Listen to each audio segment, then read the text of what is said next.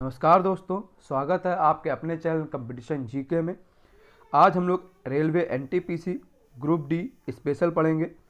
इसके पहले अभी तक जिसने चैनल को सब्सक्राइब नहीं किया है वो चैनल को सब्सक्राइब कर दें। अगर वीडियो अच्छा लगे तो उसको लाइक कर दें और अपने दोस्तों में भी शेयर कर दें। आइए शुरू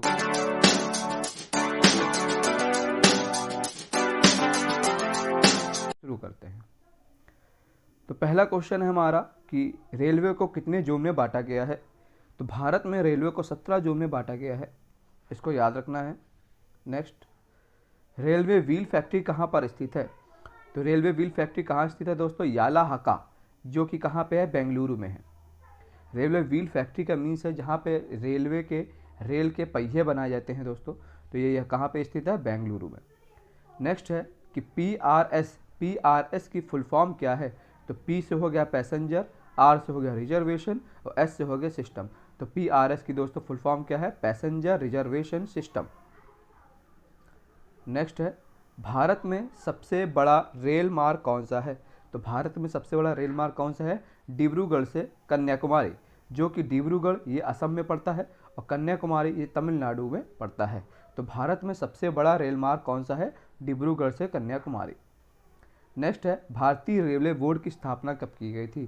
तो भारतीय रेलवे बोर्ड की स्थापना कब की गई थी, 1905 में, 1905 ईस्वी में। तो हमको याद रखना है कि भारतीय रेलवे बोर्ड की स्थापना कब की गई थी, 1905 ईस्वी में। भारत के किन राज्यों में रेलवे सुविधा नहीं है। तो भारत के किन ऐसे कौन से राज्य हैं जहाँ पर रेल की सुविधा नहीं है।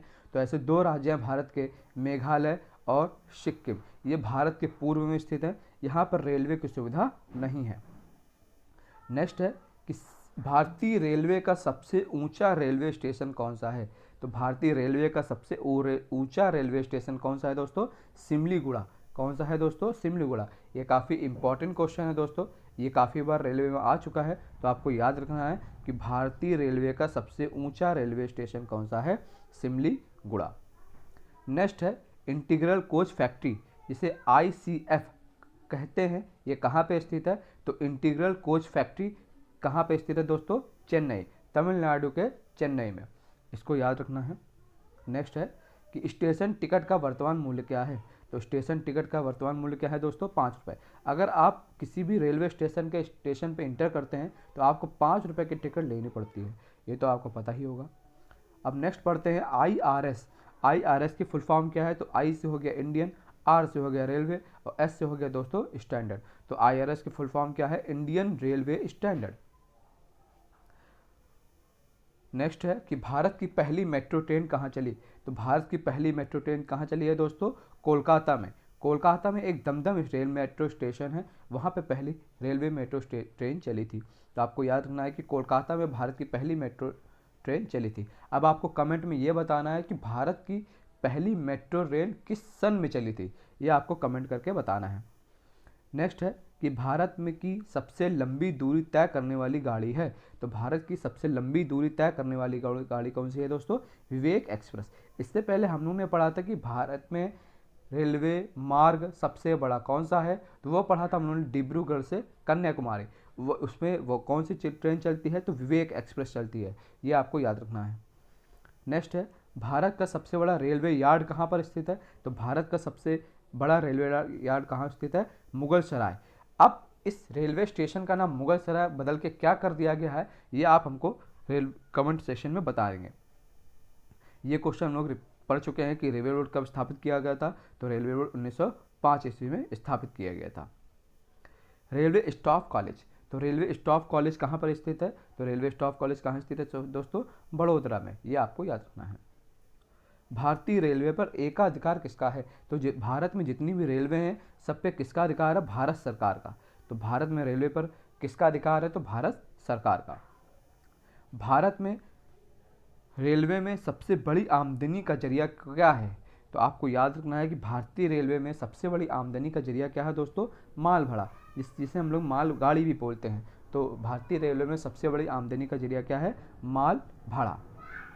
नेक्स्ट आता है कि पीएनआर की फुल फॉर्म क्या है। तो पी से पैसेंजर, एन से नेम हो गया और आर से आपका रिकॉर्ड हो गया। तो पीएनआर की फुल फॉर्म क्या है दोस्तों, passenger name record.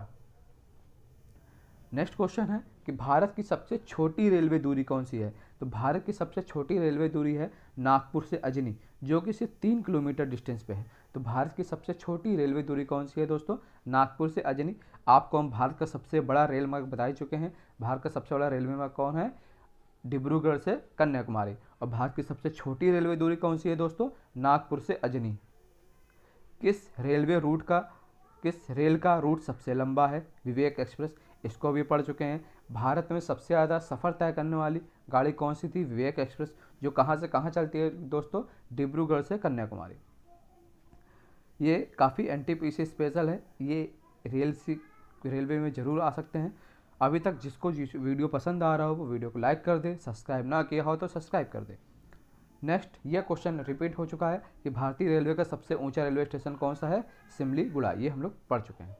Integral coach factory CF, ये भी पढ़ चुके हैं कि इंटीग्रल कोच फैक्ट्री से आईसीएफ कहाँ पे स्थित है, ये चेन्नई में है। फिर नेक्स्ट है स्टेशन टिकट का वर्तमान, ये भी पढ़ चुके हैं दोस्तों। ठीक है, अब नेक्स्ट पढ़ते हैं, ये भी मोस्ट इंपॉर्टेंट है। आपका 1 नंबर यहाँ पे एसएससी जरूर पूछता है, रेलवे में भी इसके क्वेश्चन आ रहे हैं। एनटीपीसी के स्टार्टिंग में इससे क्वेश्चन पूछे गए दोस्तों, तो आप इसको इग्नोर नहीं करते हैं, काफ़ी इंपॉर्टेंट टॉपिक है। तो पढ़ते हैं उत्पादन क्रांतियाँ। तो फर्स्ट आता है कि हरित क्रांति। और हरित क्रांति का संबंध किससे है दोस्तों, तो सबको पता होगा कि हरित क्रांति का संबंध किससे है दोस्तों, खाद्यान्न से। नेक्स्ट है श्वेत क्रांति। श्वेत क्रांति का संबंध किससे है दोस्तों, दुग्ध से। ये तो आसान से हम लोग याद कर सकते हैं, दूध। दूध कैसा होता है, व्हाइट कलर का, इसी को इसके क्या बोलते हैं, श्वेत क्रांति बोलते हैं। नेक्स्ट है पीली क्रांति। तो पीली क्रांति किससे संबंधित है, तिलहन से। ये भी आसानी से याद कर सकते हैं दोस्तों कि सरसों का फूल आपने देखा होगा, पीले कलर का होता है, उसी से हम लोग क्या बनाते हैं, तिलहन। इसीलिए इस क्रांति को क्या बोलते हैं दोस्तों, पीली क्रांति। तो पीली क्रांति का संबंध किससे होगा दोस्तों, तिलहन से। नेक्स्ट आता है नीली क्रांति। नीली क्रांति का संबंध किससे है, मत्स्य से।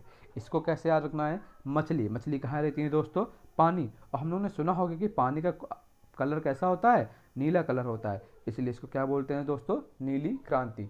तो नीली क्रांति का संबंध किससे है दोस्तों, मत्स्य से। नेक्स्ट आता है गुलाबी क्रांति। तो ये हमें याद करना पड़ेगा कि गुलाबी क्रांति का संबंध किससे है, झींगा से। तो गुलाबी क्रांति का संबंध किससे है, झींगा से। नेक्स्ट है कि काली क्रांति का संबंध किससे है, पेट्रोलियम। ये भी काफ़ी आसान है, क्योंकि पेट्रोलियम में पेट्रोल, डीजल, केरोसिन, ये सब कैसे होते हैं, ब्लैक कलर के होते हैं, इसलिए इसको क्या बोलते हैं, काली क्रांति। या फिर कभी कभी रेलवे ने इसको कृष्णा क्रांति के नाम से भी पूछा है क्वेश्चन, तो आप कंफ्यूज मत होइएगा। काली और कृष्णा क्रांति को ही किससे संबंधित है, ये पेट्रोलियम से संबंधित है। नेक्स्ट है लाल क्रांति। तो लाल क्रांति किससे संबंध है, टमाटर और मांस से। ये भी हम लोग आसानी से याद कर सकते हैं कि लाल क्रांति, टमाटर भी लाल होता है दोस्तों, आपने मांस देखा होगा वो भी लाल होता है दोस्तों, इसलिए इसको किसके अंदर रखा गया है, लाल क्रांति। तो लाल क्रांति का संबंध किससे है दोस्तों, टमाटर और मांस से। नेक्स्ट आता है रजत क्रांति। रजत क्रांति का संबंध किससे है, फार्मी अंडा से। तो रजत क्रांति का संबंध किससे है दोस्तों, फार्मी अंडा से। इसको कैसे याद कर सकते हैं, आपने सुना होगा कि रजत को बोलते हैं चांदी, और चांदी होती है दोस्तों सफ़ेद। तो अंडा भी कैसा होता है दोस्तों, सफ़ेद। तो आप याद कर सकते हैं कि रजत क्रांति का संबंध किससे है, फार्मी अंडे से। नेक्स्ट आता है भूरी क्रांति। ये दोस्तों एनटीपीसी के स्टार्टिंग में पूछा गया है क्वेश्चन, ये 2 बार रिपीट हुआ है एनटीपीसी में, तो आपको इसको इम्पॉर्टेंट होगा ये आपके लिए, तो आपको इसको याद रखेंगे कि भूरी क्रांति का संबंध किससे है, खाद्य प्रसंस्करण से।